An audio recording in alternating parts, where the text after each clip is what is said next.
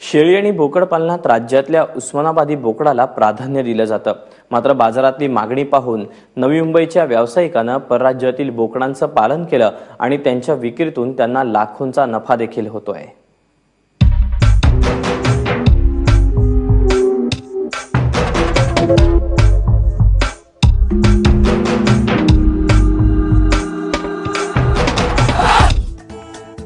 शेळी पालन हा व्यवसाय तसा जोडधंदा म्हणून ओळखला जातो, पण नवी मुंबईतल्या इम्तियाज नाडकर या व्यावसायिकानं त्यातूनही लाखोंचं उत्पन्न घेतलंय। जास्त वजनामुळे दुसऱ्या राज्यातल्या बोकडांना मुंबई मार्केटमध्ये चांगली मागणी आहे। ते बघूनच इम्तियाज यांनी दुसऱ्या राज्यातील बोकडाच्या जातींचं पालन केलं आणि आता या व्यवसायातून ते वर्षाला 15 ते 20 लाख रुपये कमावतायत। वेगवेगळ्या राज्यातले जे सर्वात टॉपचे ब्रीड्स आहेत ते आपण आणून इथे लहानपणा 3 महिने 4 महिन्यानंतर जे दूध सोडल्यानंतर आणतो आणि तिथून वर्षभर आपण लगभग बाळगतो, मग ब्रीडिंगसाठी किंवा ईद मार्केटसाठी देतो।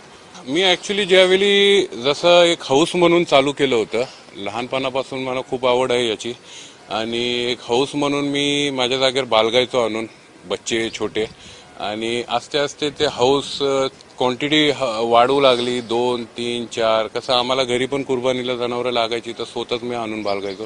त्याच्यानी कॉन्टॅक्ट वाढत गेले परचेससाठी पण आणि सेलसाठी पण। नवी मुंबईतल्या तळोजा MIDC मध्ये छोट्या जागेत त्यांनी या व्यवसायाला सुरुवात केली। व्यवसायाच्या सुरुवातीला बोकडांच्या जातींची आणि त्यांच्या मागणीची संपूर्ण माहिती त्यांनी घेतली। उस्मानाबादी बोकडापेक्षा परराज्यातल्या बोकडांचं वजन अधिक भरतं, त्याला दरही चांगला मिळतो। हे पाहून त्यांनी पंजाबच्या बीटल, उत्तर प्रदेशच्या जमनापारी, बार्बरी, मध्य प्रदेशच्या मालवा, इंदुरी, राजस्थानच्या सारोया, कोटा, तोतापुरी आणि गुजरातच्या पतिरा या जातींची निवड केली।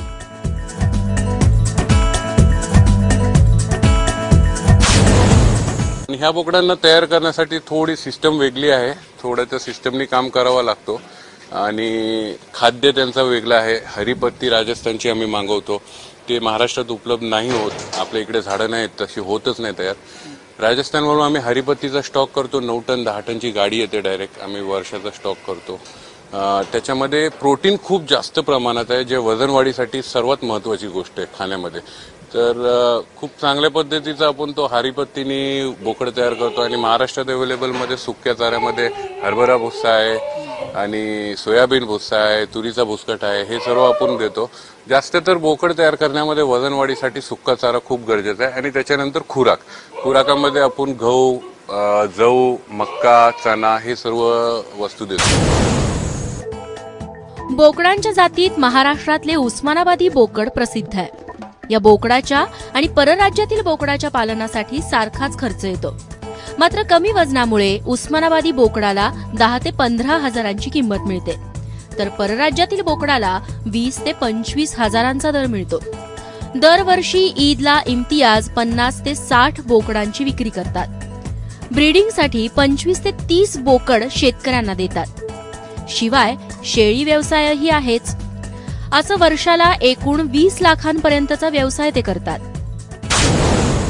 उस्मानाबादी बोकड करायचं म्हणजे कसं, तो एक सिंपल ब्लॅक कलर मध्ये असतो आणि ईद मार्केटला लोकांना व्हेरायटी लागते, देखणीय, हायटेड, दिसण्याला खूपसूरत पाहिजे, सुंदर पाहिजे आणि त्याचं वजन वाढ भयंकर पाहिजे। एखादी वर्षाचा बोकड 50-60 किलोच्या मिनिमम 50-60 किलो झाला पाहिजे। वजनाचं असं की समजा एक पैदाशीचं वजन आपण घेतलं तर उस्मानाबादी, माझ्या माहितीप्रमाणे उस्मानाबादीचा 1.25 किलो, 1 किलो, 1.5 किलोच्या आसपासचा पिल्लू पैदा होतो जन्माच्या वेळीचं वजन। आणि हे जे चांगले चांगले ब्रीड्स आहेत बाहेरचे, ते 2.5-3 किलो ऑन एन एव्हरेज पैदाईशीचं वजन असतं। तर त्यामध्ये कसं असतं की पैदाईशीचंच वजन आपल्याला चांगला भेटतो, त्याच्यात मग वजनवाढ खूप चांगली होते। वर्षाचा बोकड 50-60 किलो असंच खाऊन पिऊन तयार। ईदला बोकडांना 10 हजारांपासून लाखापर्यंतचा दर मिळतो। इतर दिवशीही बाजारात बोकडांना चांगली मागणी असते, त्यातही अधिक वजनाच्या परराज्यातील बोकडांना विशेष मागणी असते। ईदच्या दिवशी मुंबई मार्केटमध्ये लाखांहून अधिक बोकड विक्रीसाठी येतात, मात्र त्यात महाराष्ट्रातील बोकडांची संख्या फार कमी आहे। देशातली बोकडांची सगळ्यात मोठी बाजारपेठ मुंबईत असूनही शेतकरी त्याचा पुरेपूर फायदा घेत नाहीत। त्यात कमी जागेत आणि योग्य नियोजनातून लाखोंचा नफा मिळवणाऱ्या नाडकरांचं हे उदाहरण वाखाणण्यासारखं आहे. विनायक पाटीलसह ब्युरो रिपोर्ट, एबीपी माझा, नवी मुंबई.